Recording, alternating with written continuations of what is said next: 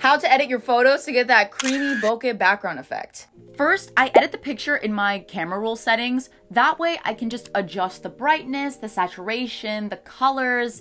This way everything looks nice before I blur out the background. Here you can see a before and after, and while this photo was taken in portrait mode, I'm also going to show you that this also works for photos that are not taken in portrait mode. I'm editing this in Picsart, and the first thing I do is go to Effects, and then I press Blur.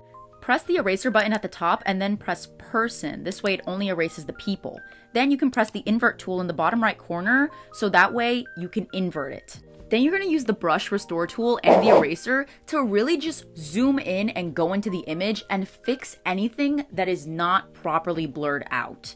While I do this, I like to invert the blur just to make sure that I'm not missing anything. For example, here you can see that I missed some areas and I also forgot to cut out this person in the back. So that's why it's really important for me to switch between what is blurry and what it's not. At the end, make sure it's inverted so that your subjects are clear and the background is blurry. Press the check mark on the top right corner and then press the blur button and reduce the blur number to a low number. I hold down on the image so that way I can show you the before, and then once I lift up my finger, it shows you the after.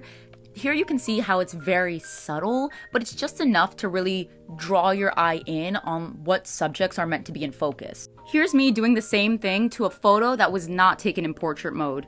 Picsart does have a background blur tool, which kind of does this automatically for you, but that costs money, and I do not pay for this app. So this is how you do it the free way. This is what I do for my photos taken at a convention center. Since the background can be very busy, this helps keep my main subjects in focus. Use this button at the top to save your photo into your camera roll, and then you're done.